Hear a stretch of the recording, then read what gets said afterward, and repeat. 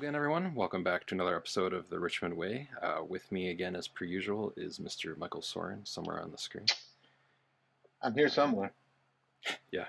Then we have our guest host, Alice, joining us again. Alice was here back in our Season 1 rewatch of Trent Krim the Independent. Alice does Ted Lasso at Ted Lasso Rocks. So welcome back, Alice. She's having some mic issues right now, but they'll be here shortly. And then our guest today is Mr. Jed Hathaway. Welcome, Jed, to the show. Hello, welcome. Everybody. Thank you for having me. Yeah, appreciate it. And then for people that may not know, Jed was the animation director of the Ted Lasso animation short, The Missing Christmas Mustache, that came out a couple of years ago. Around, like, after season 2, before season 3, and it was also part of it was also used for the opening of the Carol of the Bells episode as well too. That's where it all started. Nice. So that came before The Missing Mustache? Correct. Yeah. So we had been working with Shadow Machine was working with Bill Lawrence on Clone High, and so we had that relationship there. I had previously directed the animation sequence for Olivia Wilde's Booksmart.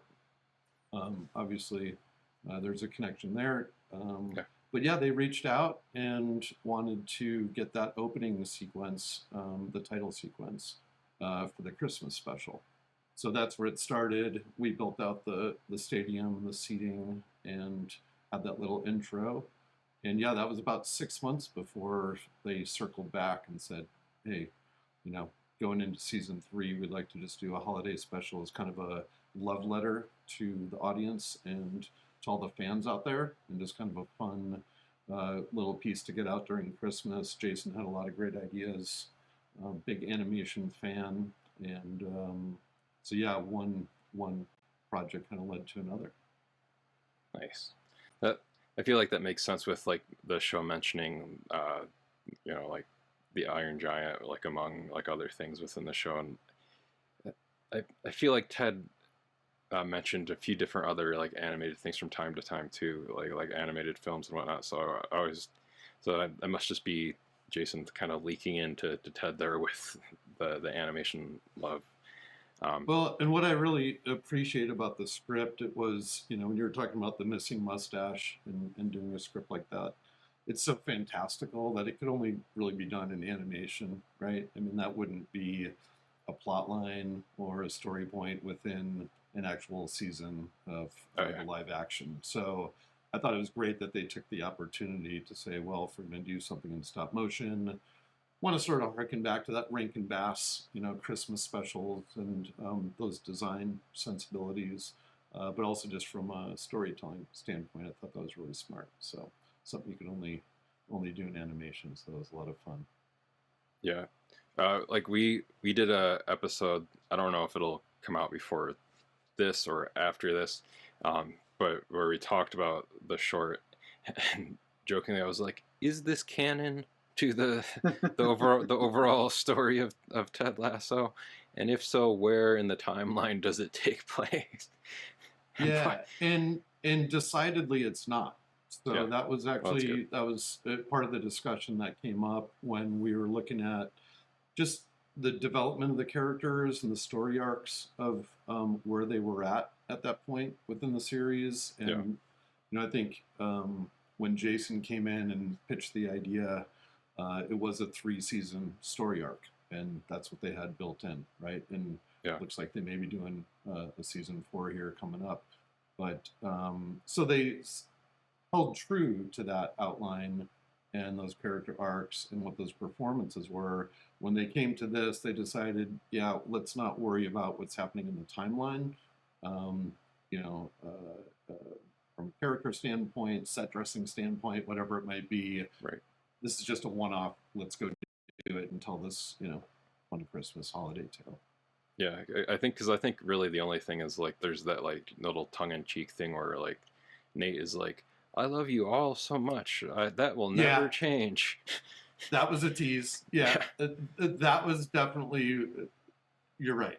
Good call. that was one that we talked about, and was kind of like, what's everyone's opinion on Nate right now, and how does Nate feel about things? But super small reference there. I'm glad that you got it, because you're right on that point. But didn't really. It was just more of a fun, little seed out there. Yeah. I guess kind of like going back a little bit, before like you got to do the short here, like what kind of like initially like sparked your like interest in getting into like animation, and how did you like originally get your start within the industry? Yeah, so I went to architecture school at University of Colorado in Boulder, and I have an uncle that's an amazing mid-century architect in Chicago, or in central Illinois. My grandpa was an engineer. I was sort of inspired by design and architecture, and while I was at school, I started studying film and theater and looking at set design as a possible route. So instead of going the traditional architecture route, I decided to parlay that into set design, where we don't have to worry about, permits and zoning laws, and we can just design some really cool sets, and whether it be science fiction or historical pieces. I just love all of that within design and architecture, and then storytelling, and how sets can help support a lot of these stories. So. Yes, I moved out to Los Angeles, worked with Shadow Machine, Alex and Corey, who also went to University of Colorado, met them there. Had a few other friends going out to LA to get into the business, so to speak, and just got my way into the art department. Worked on a lot of music videos, commercials in the 2000s, lots of those Hype Williams videos, a lot of hip hop stuff. But just really cool experience to be able to work with musicians, writers, actors, being on set, telling stories that way. And then Robot Chicken came about through knowing Seth Green and having a relationship with him through a friend of mine, Albert Murcia, over at Golden Apple Comics on Melrose, and kind of hooked up with Seth. We were actually renting out his old office, so he would stop by and pick up the mail, and we just got discussing things, and he was developing this IP through one of the I forget what comic it was, but doing these sort of standalone, 2D images of, different toys and pop-ups. And that turned into Robot Chicken. So it was called Sweet J Presents was the original name, and it was on Sony Screen Blast, which was a very, very early internet model for getting out content. And so Sony Screen Blast started playing in that short form content world. And that's where we developed Sweet J, which was like 3-minute episodes, maybe, 4 or 5 sketches. And then, then Shadow Machine and working with those guys turned around and finally sold it 5 or 6 years later to Adult Swim. And then that's when I became production designer on that. So that was kind of my first foray into miniatures, coming from the architecture background, now playing into animation, which is a medium that I hadn't really worked in before. That's kind of long story short, if it's not too late. Nice. That's pretty cool. I always think it's like kind of interesting to like see like, or just like where like people's careers kind of like start, and like where that kind of like ends up like segueing, or like you have like the certain plan of wanting to do like this one thing, and then you find out that you're like, oh, I actually want to do this instead, and you go over here. Because I know it's kind of like similar to like Alice's story, where like Alice was like in like veterinary school, and then parlayed that moving over into animation. So that's more, I guess, kind of like a divergent path than going from like architecture into like set design, but it's still, I just think it's kind of like interesting, like how that can happen sometimes with like career paths and whatnot. Yeah, and like one of the things that I tried to do along my way was like just have a lot of tools in my tool bag and know, different departments and how they worked. I was an editor for a number of years, I actually edited, I learned Final Cut Pro just to edit my own production design reel. And when I sent that out, they're like, oh yeah, that's a great reel, but who edited it? And then I started getting hired to be an editor for other people's reels and DPs and directors. And then I started editing their commercials. And then after about 5 years, I was like, okay, well, I just wanted to learn how to edit, learn storytelling, and get that experience, but wasn't going to be my main focus moving forward. Right. But even now, like looking back at Ted Lasso for the animatic, I did all the editing on that.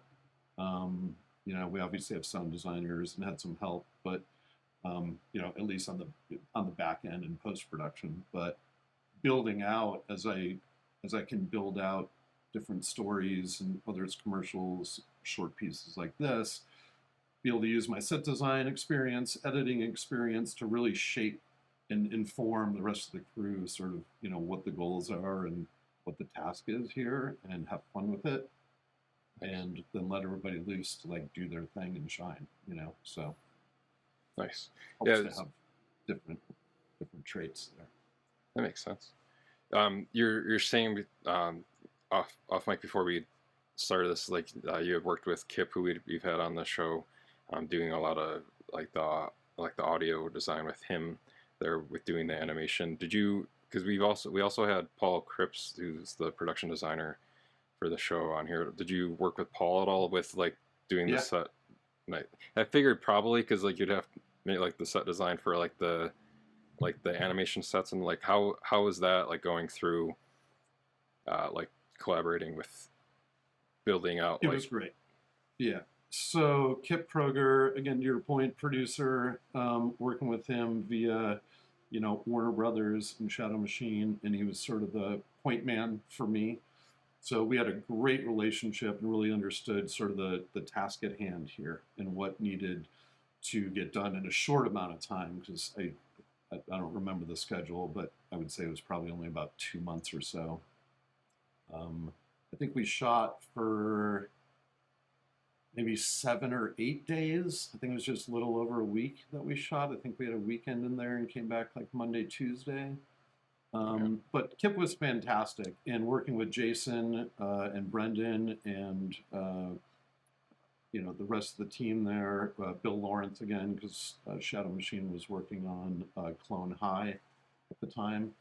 And they knew what they wanted out of this. They had a great script, and then working with Kip, it was just a matter of we did the voice records over the course of maybe a week or so, 1 or 2 actors per day. Everybody was great and super excited. We had some rough sketches, so everybody could sort of envision what their character was going to look like.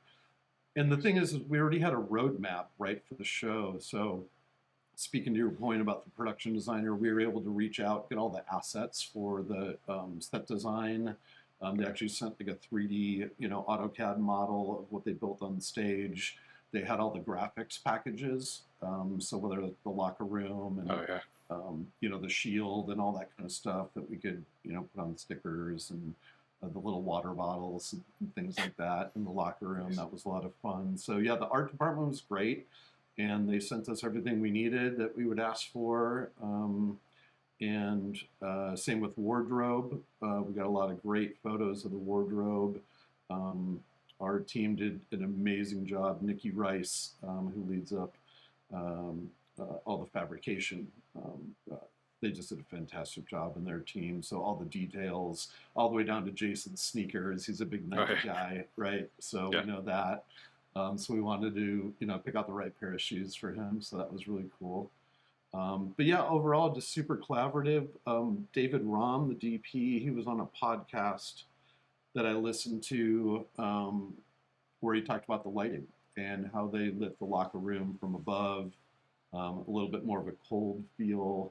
It was realistic, so not a lot of fill and bounce and things like that. So I paid attention to that, and yeah, we did our best to try to, bring this from the real world into the animated world, and bring it to life in a new way, but still respect everything from the shots, whether it's a single or a 2-shot, or the angles looking up on Ted. There's things like that that you can see throughout the episodes that you can pick up on their storytelling techniques and how they present it. And our job is just to do that in stop motion. So I guess kind of going off that, Alice had a question, was there any things like that they let you run wild with on the short at all? Like any idea that you had come up with that maybe like they hadn't perhaps thought of, and then you kind of were able to run wild, I guess, with that a little bit? Well, I think what I would say is that we had such a great script and the performances were locked, right? So we had the animatic, or the radio play. So we had the radio play and all the timing, and it works with the cadences. You know, this is one of the first time that these actors haven't been on stage together, working together. So, you know, we recorded Nate. He's in Arizona. Somebody else is in London. Somebody else was somewhere else. Everybody was off on other projects at the time of the VO recordings. So they weren't all in the booth together responding. So as we chipped away at the script, we would lock a radio play and play those performances to the actors coming in on whatever day that they were coming in for an hour or two to do their lines. And so it was like little building blocks to get that all locked. And once that was locked, typically with an animatic in over a radio play, you're going into frames, how many seconds you really need to lock down each day in your schedule and what you're shooting on what stage, puppet availability, right. Things like that, right? So when it came to the animatic, I want to say that we were maybe only 70% of the way locked on just the actual shots. Because we had like 2 or 3 board artists working with me to block out, but there was a lot of same as, there was a lot of singles, close-ups, 2 shots. And at a certain point, they were just like, yeah, this is great, go for it. And we started shooting. So I'm sure the crew was, a little bit under pressure at the time, but I was sitting there every single day just being like, okay, well, here's a blank shot or a blank shot. I don't have a card for it. Or we didn't want to spend the calories in pre-production on doing overboarding everything. So to the question, I would say that it was their lenience in trusting me that the vision would come to fruition, and they didn't let me necessarily do anything crazy, but they just trusted each shot and then understood that I knew the formula. A couple good camera moves. We had some dolly shots in there that I really like. The overhead on Ted at the end on the couch with the snow coming down was beautiful. The dolly move pushing in on him after he loses the mustache and he's all alone, sitting in the locker room after the party's over and everybody's left. That was a really cool emotional shot. But, there was no pushback on anything, and they just trusted it and said, do your thing. I mean, it was really a great collaboration and just an openness to trust the process. That's cool. Who was the most intricate puppet? Oh, yeah. Which one had the most level of detail that you had to try and capture? Juno, well, Juno was like, because of her purse and her jewelry, her outfit and the high heels that she had. So that one was really intricate. Again, the puppet department, Nikki and her team did an amazing job. We had 2 outfits for Jamie because he had the army jacket on and he had his soccer outfit on. So that was a change of wardrobe. Jason was pretty straightforward. Same with Nate. Coach Beard, we got all those stickers and outfits. We know what it looks like, and so we just went in and made it. As far as the armatures, they were all very similar. We did scale the puppets a little bit and look at their height, so there's some variance there. Doing glasses is always tricky. Both sunglasses on Beard and I'm sorry, what's his name with the glasses? Higgins? Oh, Higgins. Yeah, Higgins, sorry, thank you. Yeah, Higgins was great. Just the way that his face sits and his acting and the simple outfit, he was actually like a really fun character because it wasn't like we were accentuating anything or making anything too big or too bold or characterizing him. He came off very human-like in a way. And I think that's also just part of the character. Yeah, it's just basically is Jeremy Swift if he was an animated puppet. Yeah. And then I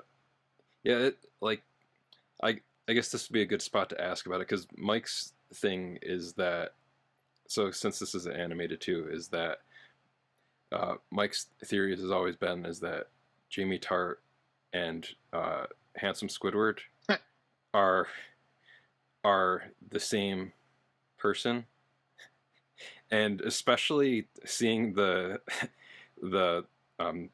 stop motion puppet for Jamie, you can really see the similarities between handsome Squidward and Phil Dunster. I never thought of that. And now that's you never amazing. Won't not. And you'll never, it's stuck in your brain.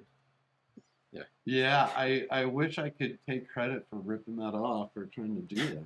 But, I just like noticing that even like more, like putting the photo up of like, and then like just really looking at like how Phil Dunster's face translated to the puppet. I was like, that's handsome Squidward. He was fun because a lot of it had to do with the cheekbones and then the eyebrows and the hair, right? So all of that is pointing upwards, right? So that's like a little bit different than like looking at Roy, right? Roy is like always a little bit down. His eyebrows are down. You know, he doesn't have the big cheekbones. You know, he's got the beard instead of the nice big square jaw that Jamie has. So those were definitely some of the characteristics, and not under your point, but just in our own world of like, how do we translate him in a way that's fun, right? Because his character is just has a lot of personality and a little bit of goof to him, and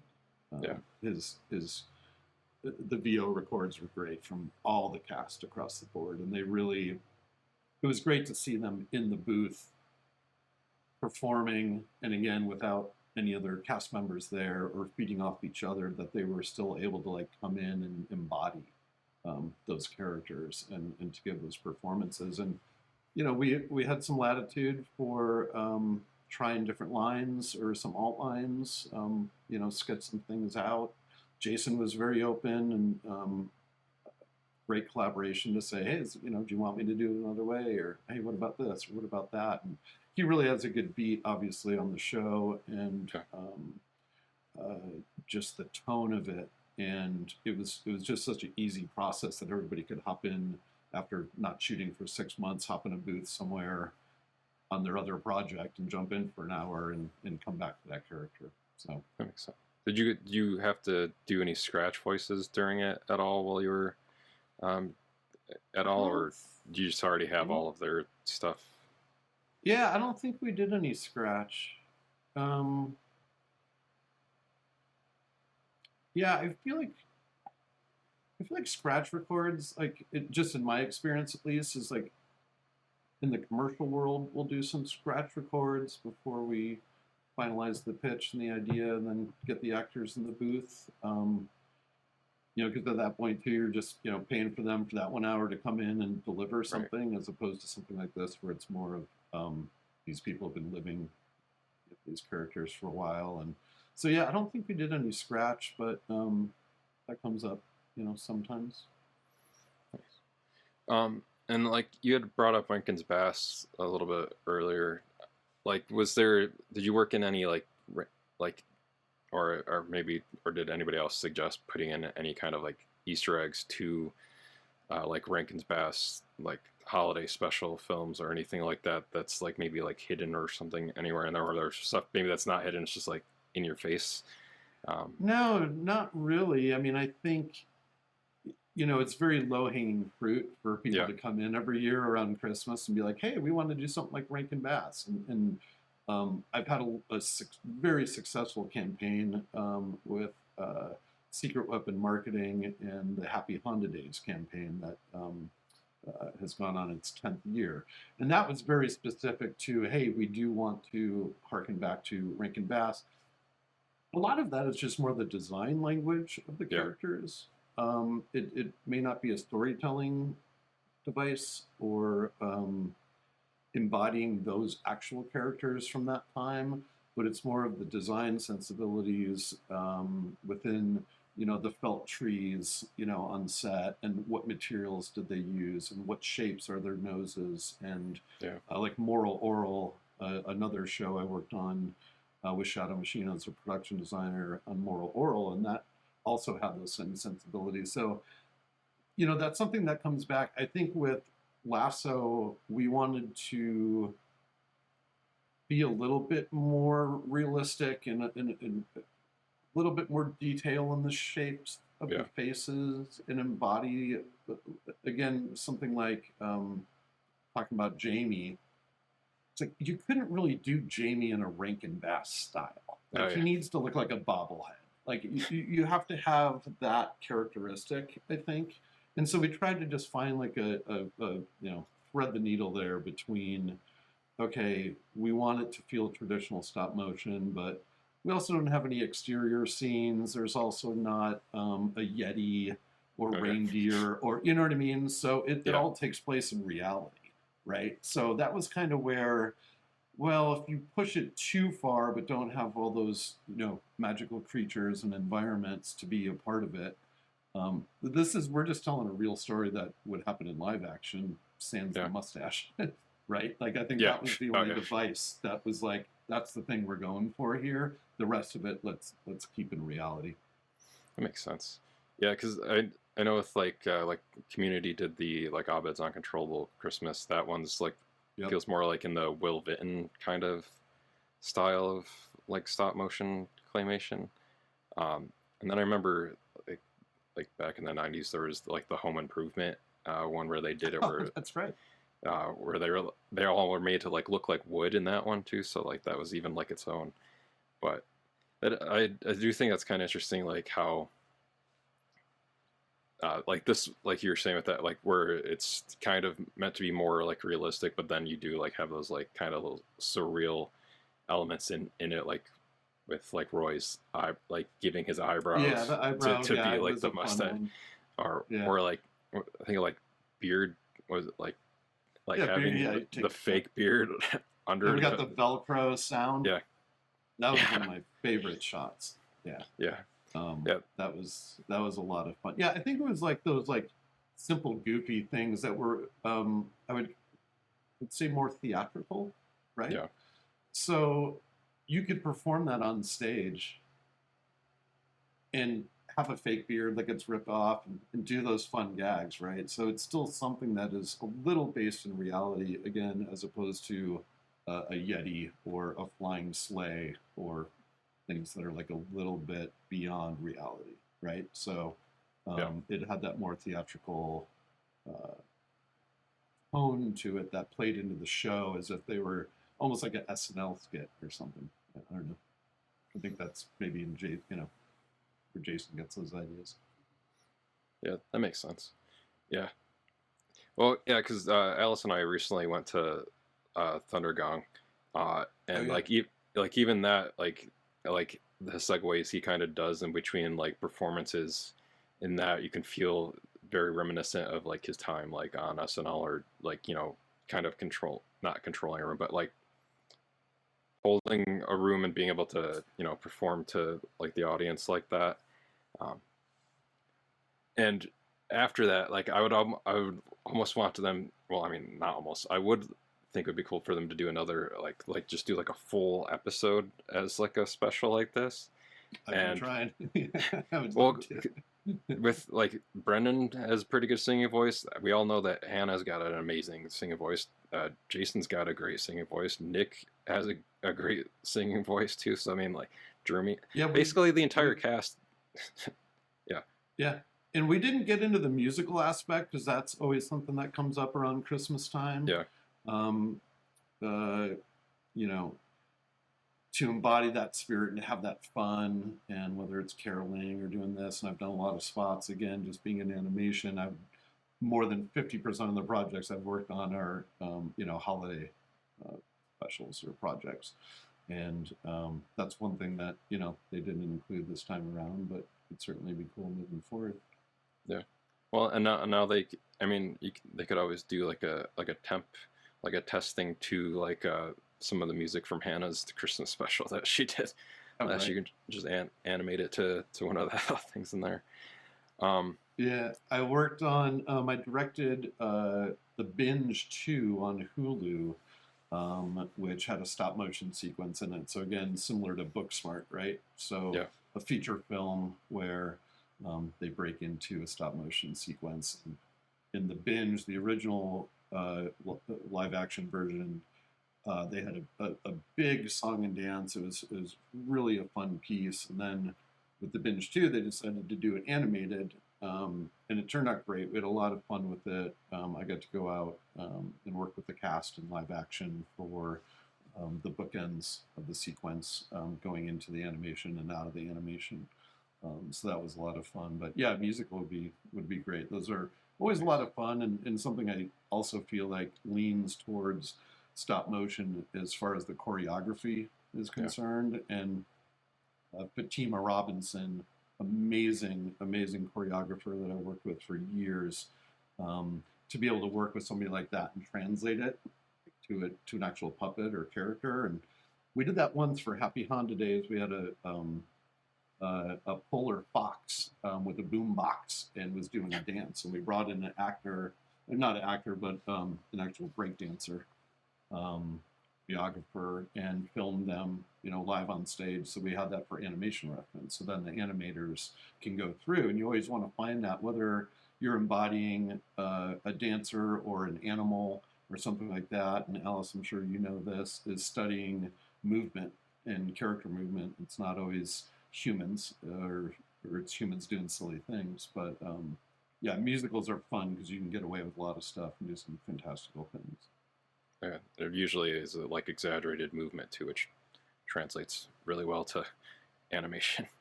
Yeah, especially like back in the Robot Chicken days, like that was like as far as you could push the animation to make it as fun and as engaging and popping as possible, just to tell those story points, is like, that's a lot of fun stuff. And that's, that's a different skill set for the animators who are actors themselves. And animators need to embody whatever character it is that they're animating. And some people are better at nuanced performance, and some are better at,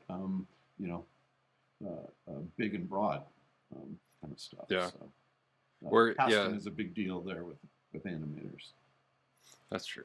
I feel like there's probably like a lot of crossover or with it, that like sometimes animators might have been like musical theater like majors at one point or something, because it's almost like you're doing essentially the same thing where you're like performing to the back of the auditorium, but you're doing that with the animation, because like saying that with like, having to do like the exaggerated to like really get across to the like what you're trying to exhibit with the, whether it's like hand drawn or CG or stop motion animation, to be able to do stuff like that.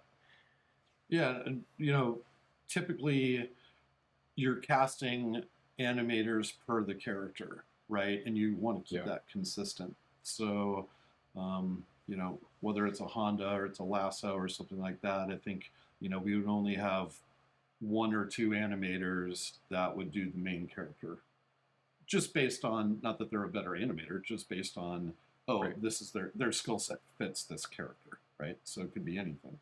And then you have, other animators coming in that may be day players or can jump around to different stages, and they have a lot of different skill sets. So, I can knock this out, and I can also do this, right? So you always need a crew that's built out the right way per the project and the characters that you're animating, and be able to cast them in that sense. And then if they're always doing the lead character every day and they're working with that, like especially with commercials, where you want there to be consistency, and again, sure, to film or show with that character, you don't want one scene to look a certain way and another scene the character is kind of you want it to be consistent. Yeah, that makes sense. Has there been any kind of like with how you've worked in animation, has there been any kind of advances within like technology within animation that have kind of impacted either in a bad or good way with how you are able to work within the medium of animation? Yeah, I mean, most things have been pretty consistent, going back to Harryhausen days, right?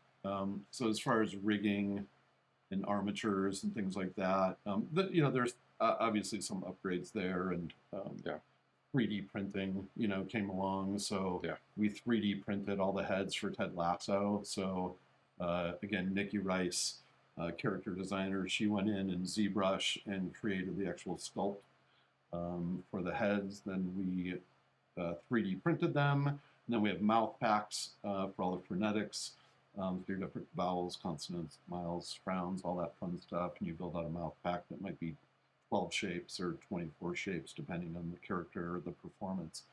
So 3D printing has kind of helped out in that way.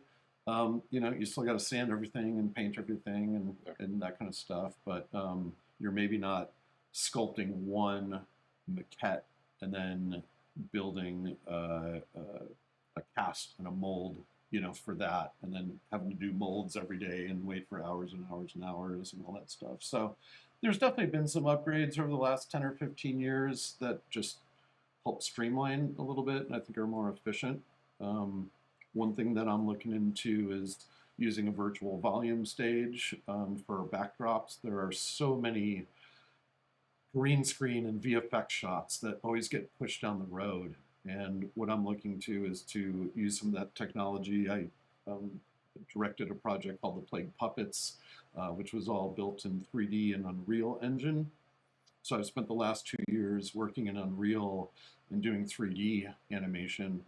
But to be able to apply that technology as more of a set design extension, VFX in camera. So we can actually do in-camera VFX on stage as opposed to green screen and get the lighting and the environment for the actors, animators. Be able to see, the DP knows what they're lighting to. You can change the background in a minute, change the time of day, environmental effects such as fog and rain, things like that, that obviously in stop motion you're not doing on stage. So usually that gets kicked down the road into VFX and you're doing it in a post, and maybe the DP is not available, the art director is not on the job anymore, somebody else is picking it up. So instead of fixing it in post, why don't we build it in prep? And if we can get all the VFX artists on board with the director and the DP at the beginning of the project, and be able to translate what are these concept drawings and all this beautiful art and storyboards that everybody looks at forever, but then at the end of the day it looks nothing like that because you've had to transition through storyboards to animatics to green screen, now to VFX, and then you kind of put it all together at the end. And I feel like, why can't we just get ahead of that and do all that up front, just like we're on location? So I do think using that sort of virtual volume stage, whether it's, it wouldn't be the size of the Mandalorian, obviously, stop motion, but to be able to apply that, I think, would just a lot of efficiencies and help in the storytelling and help with the crew understanding what they're looking at and animating to and seeing. And then you could do effects like wind and birds coming by and like all the different layers, stuff that you do layer, we could just have there in camera. Nice. I didn't even think about that. That would be that. So I mean, that seems like that would make sense to be able to use it the same way that you do for full size people, to use it for stop motion animation. And with Unreal, it's all real time rendered, so that's the biggest thing using. And there's a lot of great things about After Effects or Nuke, or there's a lot of great programs out there. But just the render time and the fact that you're doing it in post production, just get ahead of that and do it in real time. And I think it's very similar to going back to the day using rear projection screens. And, it's nothing new, but I feel like we were stuck in green screen for so long, and now it's like now we can go back and do it in camera, but it actually looks good, as opposed to James Bond movie 40 years ago with the rear projection screen of driving down the street. Right. So I guess kind of like wrapping up or getting close to wrapping up with this is that I in addition to the Richmond Ted Lasso rewatch podcast, I do a podcast called Animation Fascination. What do you think kind of like makes animated projects resonate with audience in ways that maybe like live action might not be able to do so? Well, I mean, just off the top of my head, it removes a layer of reality to where now you're just in a different world. And I think that's kind of just the first step. So no matter what the story is or the characters, it doesn't have to be fantastical and silly. It can be serious. There's animation isn't, it's cinema. It's not just a medium, right? So I think just removing that first layer, as even from the time you're a kid, right? Like reading books and cartoons and comic books, and watching science fiction movies, which almost feel like animation in a way, in a sense that you're actually like transported into another world. I think that's really where it all starts. And then from there, it can be used to tell all different stories. So I don't think there's any limitation to it. But I think it's just that first kind of like jumping off the cliff or getting your toe wet in the water is you're like, oh, I'm somewhere else, and you can sit at home or sit in the theaters and just get transported to a different world. I think that's the key. I agree with that. Alice, thumbs up. It's probably different for everybody, Yeah. Oh, yeah, because I know, like, for some people, like, watching animation, it's, like, it then takes them, like, a level out of it, where it's, like, sure, it's then harder. But, I don't know.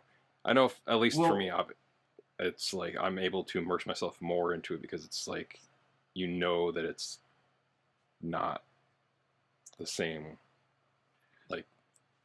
Yeah, we had an issue with that with Booksmart, where the original animatic, it was supposed to be like a 3.5 or 4 minute scene. I think at the end of the day, it's only about 1.5 minutes. Tons of shots were cut out of that.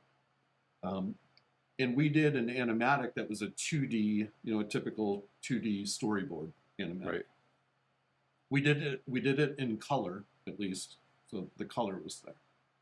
But as they were presenting the film with that cut in, audiences, and this is like during their testing sessions, right? Yeah. That audiences were confused. That like, wait, am I going to be watching 2D animation or stop motion animation? Because we only had an animatic in there that was 2D boards, and in the whatever responses or things like that they get feedback from when they do these test screenings, that threw everybody off. But it was like, at the end of the day, we know that it's not going to, because it's going to be stop motion. It all makes sense. Them coming out in the Barbie walk, but it was like a hard sell, I guess, up front to a test audience to understand how that translates. So to your point, where sometimes people do feel removed from reality or not understand where they are, it's more tricky when you're doing that in the middle of a live action film and bust into animation. It's got to work right, So yeah. Yeah, I remember a very Harold and Kumar Christmas kind of did the same thing, where like there's a stop motion sequence in that film too that's kind of playing off of the Rankin's Bass look in that film too, and pretty much the same thing where it cuts from like a live action sequence into the animated sequence, and then I think they also shot that movie in 3D too, so it had like that. They did shoot it in 3D, element going for it too. So I mean, anytime there's like a good party comedy movie and everyone takes drugs, then you cut to a stop motion sequence. That's just kind of seems to be the thing. Yeah, good. I mean, it's a good way to I guess show like a different heightened sense or like their perspective. Yeah. And then I guess kind of like wrapping up, just like with working like on this show, and like doing the short, and then we kind of talked about like it would be awesome to do like a full on episode this way. What was it's kind of like your takeaway from working on this, and kind of like how like the show itself is like has kind of all this like tie to it, where it's like life lessons taken away, and like with how people like teamwork with one another, and like collaboration, and like how people can be there for one another. How did that like kind of translate to you for like both, and like how you come across doing like your own position within animation, or just in general from like working with what you did from the show? Yeah, I mean, it definitely translates, and is a good perspective on things, and being a team leader and working on goals and things like that. I mean, I've been so blessed to have such an amazing crew, lots of different artists. There's a few different DPs I work with, costume designers, art directors, but a pretty small group over the last 25 years. I've worked with probably the same 40 artists. And it's all about just like, if everybody just comes together as a group and understands like, what is the purpose of this project and what are we trying to get accomplished today? And there can be a lot of technical details. There can be a lot of limitations based on schedule. At the end of the day, you have a client, or whether it's a commercial spot, and you have not only a client but the ad agency that you're working with.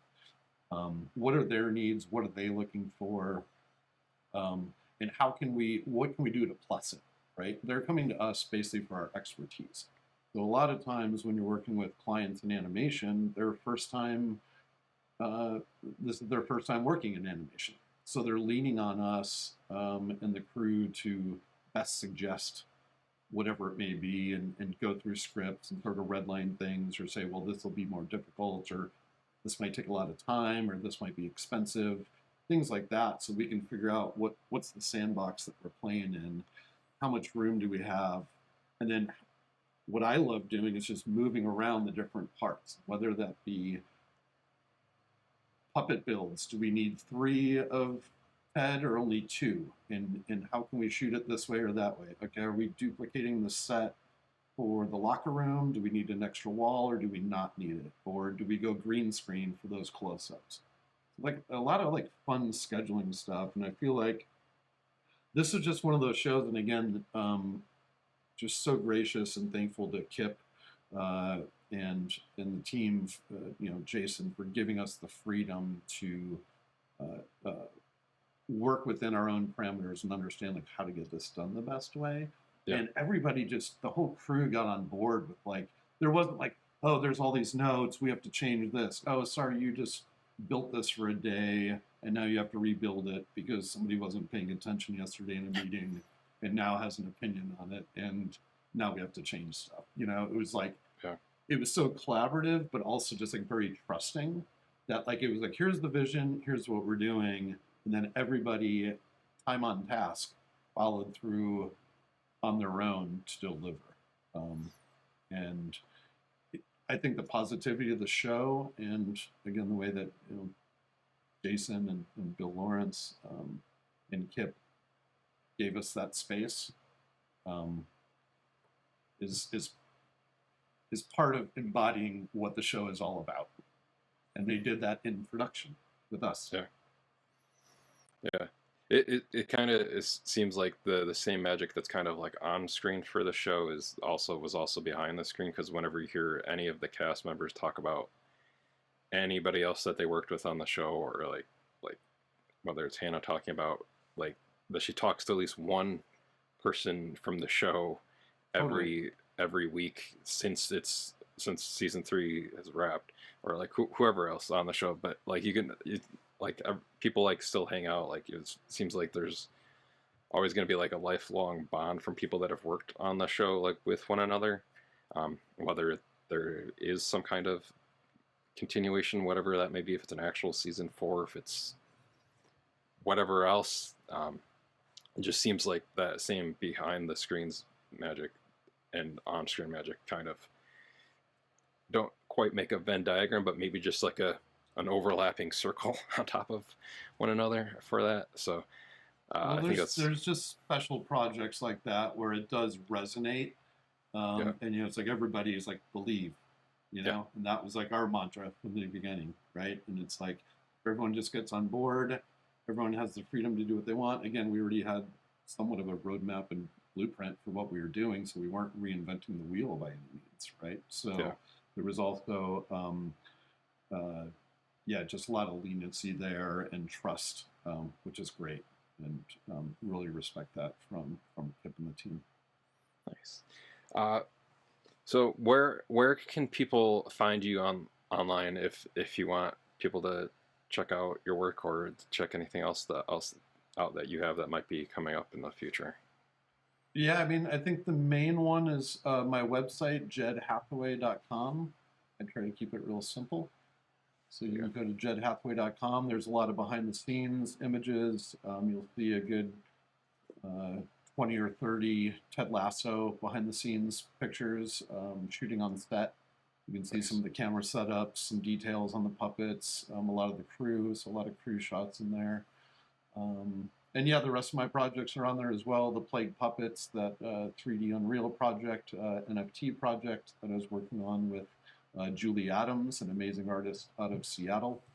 She created that project. So that just came out this last year. We have a little intro to a pilot. And then, a lot of commercial work and music video work is on there.